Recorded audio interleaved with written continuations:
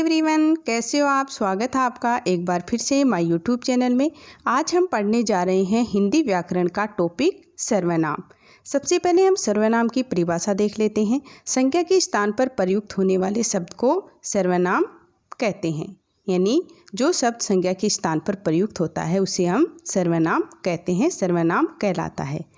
ये किसी भी संज्ञा के स्थान पर प्रयुक्त किए जा सकते हैं, इसलिए हर भाषा में इनकी संख्या थोड़ी ही होती है, यानी कम होती है।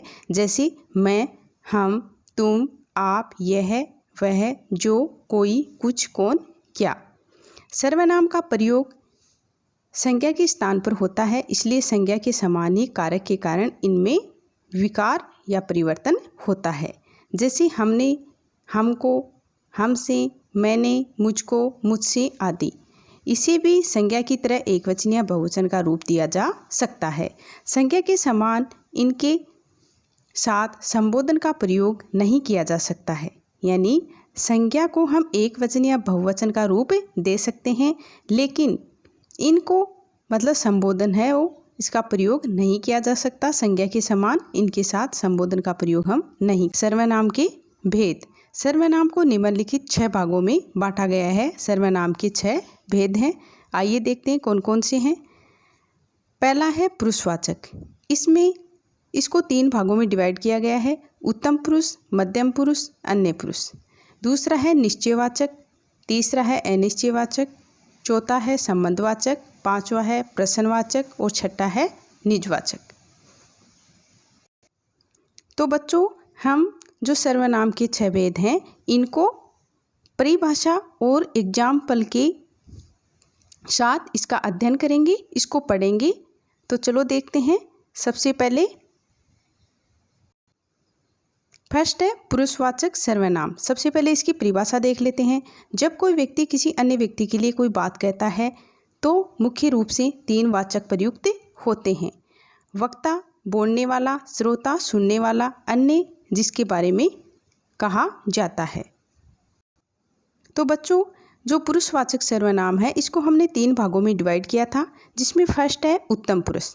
बोलने वाला या लिखने वाला व्यक्ति अपने लिए जिन सर्वनाम का प्रयोग करता है वे उत्तम पुरुष सर्वनाम कहलाते हैं। जैसे मैं, हम सब, हम लोग आदि। यानी मैं, हम के मतलब हम उदाहरण देख लेते हैं कि मैं अपने गांव गया। इसमें क्या है, उत्तम पुरुष सर्वनाम का प्रयोग हुआ है। हम बाजार जाएंगे, इसमें भी उत्तम पुरुष सर्वनाम का प्रयोग हुआ है। दूसरा है मध्यम पुरुष। इसकी परिभाषा देख लेते हैं। जिसे संबोधित करके कुछ कहा जाए या जिससे बातें की जाए या जिसके बारे में कुछ लिखा जाए, उनके नाम के बदले में प्रयुक्त होने वाले सर्वनाम मध्यम पुरुष सर्वनाम कहलाते हैं। जैसे तू, तुम, आप लोग, आप सब। तो इसके एग्जाम्पल देख लेते हैं कि आप सबके लिए पूजनीय है। इसमें आप शब्द का प्रयोग होता है कि आप सबके लिए पूजनीय है, यानी जो सर्वनाम जो सुनने वाले के लिए प्रयुक्त किए जाते हैं वहाँ मध्यम पुरुष सर्वनाम होता है। तीसरा है अन्य पुरुष। इसकी परिभाषा देखते हैं। जिसके बारे में बात की जाए या कुछ लिखा जाए, उनके नाम के बदले में प्रयुक्त होने वाले सर्वनाम अन्य पुरुष सर्वनाम कहलाते हैं। जैसे वे लोग, ये, यह, आप। यानी जो सर्वनाम यानी जिसके बारे में हम बात करते हैं, कुछ लिखते हैं, उनके नाम के बदले में प्रयुक्त होने वाले जो सर्वनाम है वो अन्य पुरुष सर्वनाम कहलाते हैं। जैसे उन्हें अपनी गलती का एहसास है, ये अन्य पुरुष सर्वनाम है, यानी अन्य के लिए प्रयुक्त हो रहा है। फिर है दूसरा निश्चयवाचक सर्वनाम। सबसे पहले इसकी परिभाषा देखते हैं। जो सर्वनाम पास की या दूर की वस्तु या व्यक्ति की ओर निश्चित संकेत करता है वे निश्चयवाचक सर्वनाम कहलाते हैं। इसके मुख्य 2 प्रयोग हैं: निकट की वस्तु के लिए यह, ये, और दूर की वस्तु के लिए वह, वे। कुछ शब्द ऐसे होते हैं जो निश्चयवाचक सर्वनाम तथा पुरुषवाचक सर्वनाम दोनों प्रकार से प्रयुक्त किए जा सकते हैं, इसलिए इनके प्रयोग में सावधानी बरतनी आवश्यक है। जैसे रोहन कक्षा में प्रथम आया है, इसलिए इसे पुरस्कृत किया जाएगा। इसमें क्या है, पुरुषवाचक सर्वनाम है। तो बच्चों, जो निश्चयवाचक सर्वनाम है उसमें मतलब दूरवर्ती या समीपवर्ती व्यक्ति प्राणियों वस्तुओं का बोध कराते हैं, उन्हें हम निश्चयवाचक सर्वनाम कहते हैं। इसके एग्जाम्पल देखते हैं कि ये मेरा घर है, वह मनीष का। यानी ये मतलब निश्चित है कि ये मेरा ही घर है, ये मेरा घर है। वह आपका पुत्र है, ये मतलब इसमें निश्चितता का प्रयोग हो रहा है कि वह आपका पुत्र है, यानी ये आपका ही पुत्र है। फिर है तीसरे नंबर का अनिश्चितवाचक सर्वनाम। जिस सर्वनाम के प्रयोग से किसी निश्चित प्राणी या वस्तु का बोध न हो वे अनिश्चितवाचक सर्वनाम कहलाते हैं। जैसे कोई, कुछ, कोई सर्वनाम का प्रयोग प्राय प्राणीवाचक सर्वनाम के लिए होता है। जैसे कोई तुम्हें बुला रहा है, इसमें कोई शब्द का प्रयोग हो रहा है, यानी ये अनिश्चित है कि कोई, अब इसके बारे में हमें कोई पता नहीं है, ये इसलिए ये अनिश्चित है।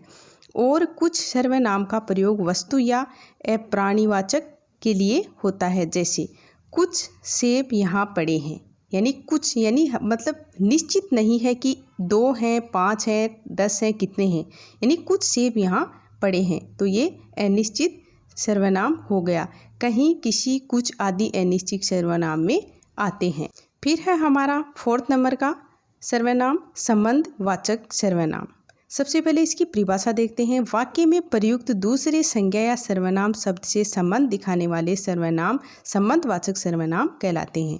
जैसे जो, सो, जिसने, उसने, यहाँ, वहाँ आदि संबंधवाचक सर्वनाम शब्द हैं। जो सोएगा सो खोएगा, यानी इसमें जो, सो का प्रयोग हो रहा है कि जो सोएगा वो खोएगा, जो करेगा वो भरेगा। जिसकी लाठी उसकी भैंस, जो सत्य बोलता है वह नहीं डरता, जो आया है वह जाएगा। यानी जिन सर्वनाम शब्दों का प्रयोग संबंध प्रकट करने के लिए किया जाता है वहाँ संबंधवाचक सर्वनाम होता है।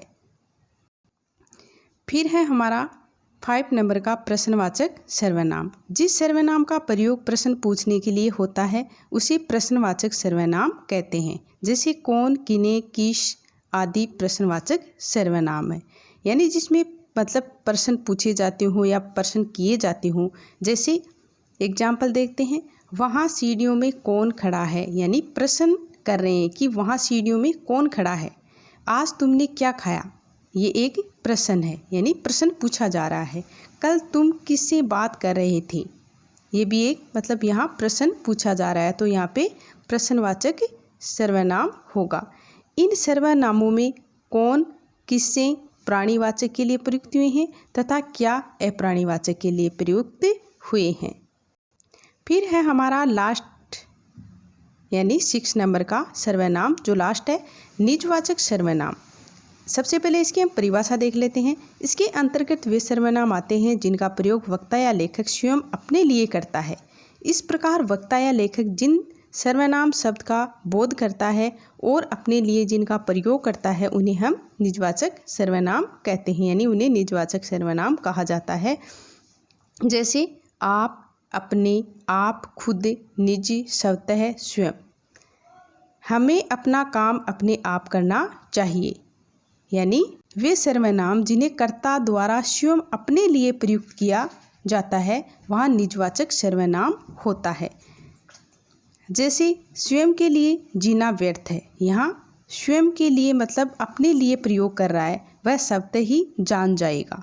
मैं अपने आप चला जाऊँगा, इन सब में निजवाचक सर्वनाम है जिन्हें कर्ता स्वयं अपने लिए प्रयुक्त करता है या किया जाता है, निजवाचक सर्वनाम कहलाते हैं। अच्छा गाइज, अगर आपको मेरा ये वीडियो अच्छा लगा हो तो प्लीज़ लाइक, शेयर, सब्सक्राइब जरूर करें और बेल आइकन की घंटी को ज़रूर दबाएं ताकि मेरे आने वाले वीडियो का नोटिफिकेशन मिलता रहे। थैंक यू दोस्तों।